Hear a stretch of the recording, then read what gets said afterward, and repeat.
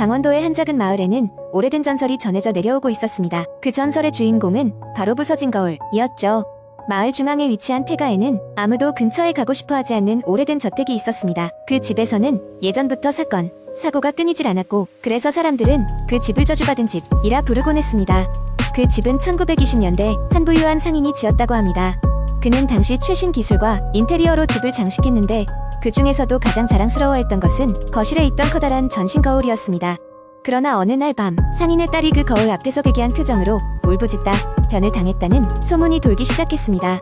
그녀의 죽음 이후 이 집에서는 이상한 일들이 일어났습니다.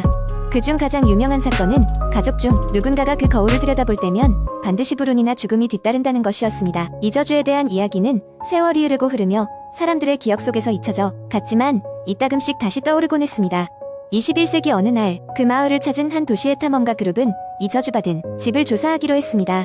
그들은 카메라와 여러 가지 장비를 챙겨 집 안으로 들어갔지만 몇 분 지나지 않아 그룹의 한 명이 갑자기 괴성을 지르더니 거울 앞에서 움직일 수 없게 되었습니다. 그의 눈은 공포로 가득 찼고 몸은 땀으로 흠뻑 젖어 있었습니다. 함께한 친구들이 놀라 다가가자 그는 떨리는 목소리로 거울 속 무언가가 나를 보고 있었어라고 했습니다. 그의 말을 들은 그룹은 다급히 그를 데리고 집을 벗어났고, 결국 그 이후로 마을에서도 그 집에 접근하려는 사람은 한 명도 없었습니다. 그러나 이 이야기는 여기서 끝나지 않습니다. 탐험가 그룹은 그녀가 본 광경을 해석하기 위해 영적 전문가를 찾아 도움을 요청했습니다.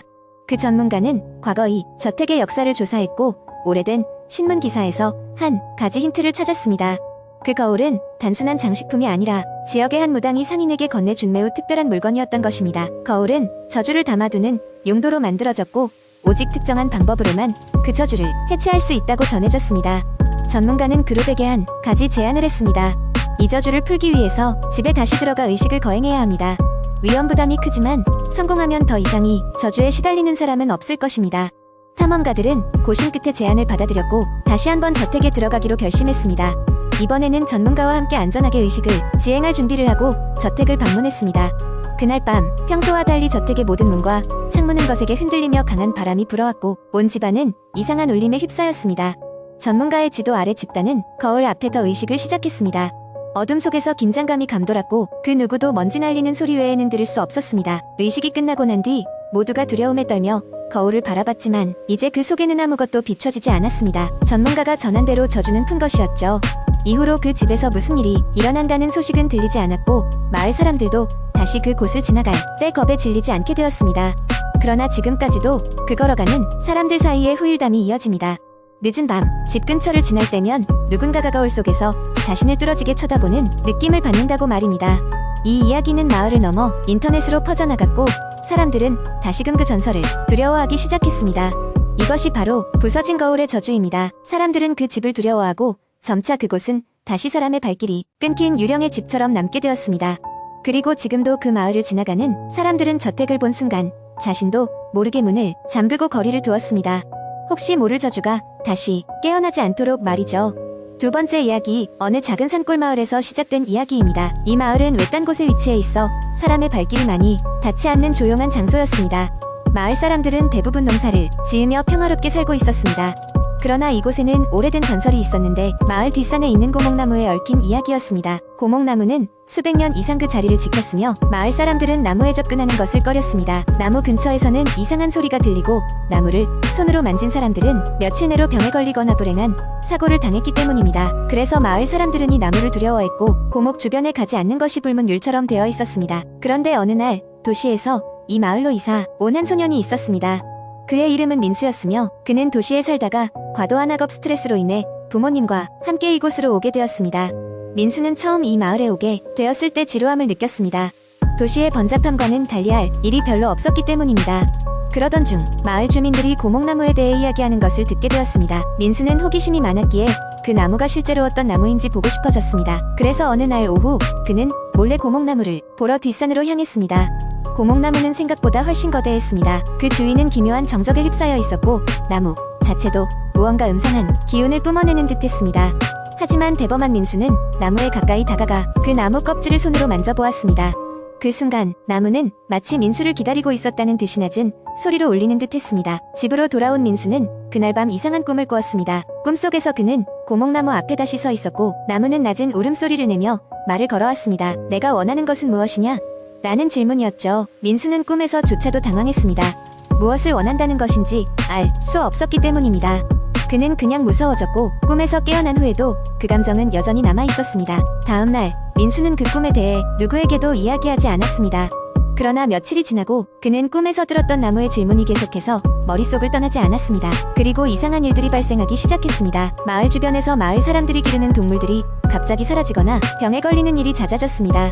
사람들 사이에서는 저주받은 나무가 원인이라는 소문이 퍼졌습니다. 민수는 점점 자신이 무언가 큰일을 저지른 것이 아닐까 하는 불안감에 사로잡히기 시작했습니다. 그는 이제 나무와 의연결을 끊어야겠다고 결심하고 다시 한번 그 고목을 찾아갔습니다. 이번에는 답을 찾아가야겠다고 생각한 민수는 조심스럽게 나무에 손을 댔습니다. 다시금 들려오는 그 목소리. 내가 이곳에 온 이유를 알고 싶느냐? 민수는 떨리는 목소리로 아니요 라고 답했습니다. 그러자 나무는 다시 묻지 않았습니다. 대신 바람이 불어와 민수의 귀에 속삭이듯 진실은 너의 마음속에 있음을 깨달아라 고 전했습니다. 민수는 그 길로 서둘러 집으로 돌아왔습니다. 그리고 그날 이후로는 더 이상 나무에 가지 않았습니다. 시간이 흐르면서 마을의 이상한 일들도 점차 사라졌습니다.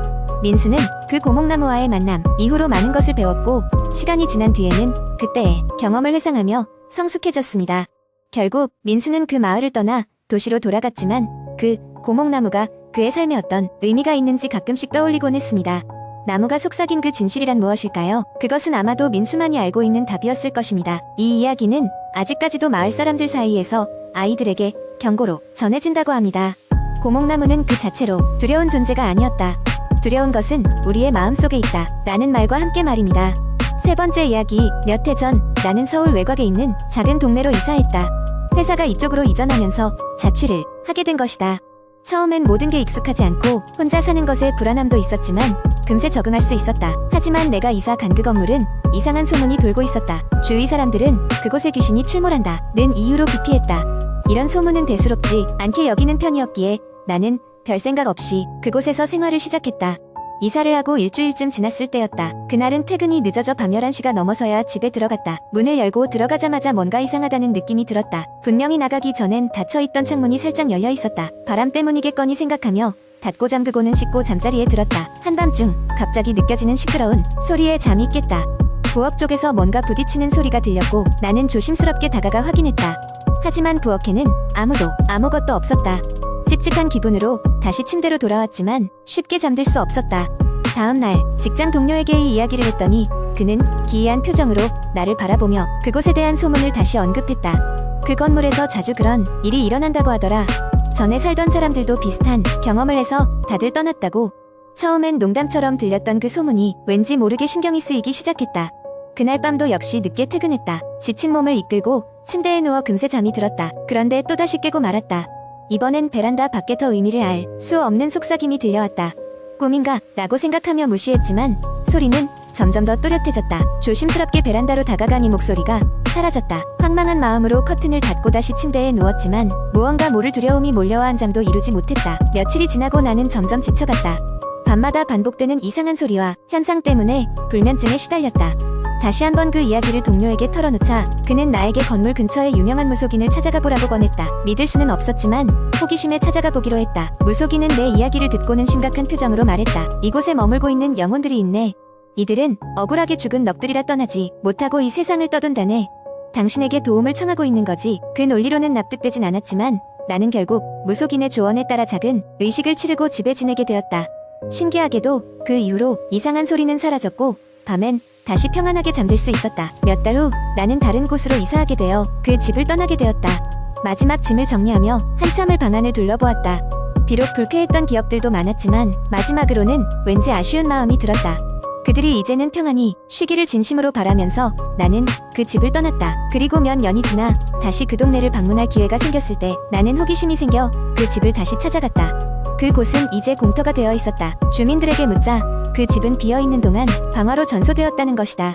누가 무슨 이유로 그랬는지는 알 수 없지만 그 일 이후로 더 이상 그 자리에 새로운 건물이 들어서지 않았다고 했다. 그곳에 나와 같은 경험을 했던 사람들이 많았을 것이다. 아마 그들도 나와 같은 바람을 품었을 것이다. 이젠 모두가 평안하길 바라며 나는 그 길을 뒤로하고 발걸음을 돌렸다.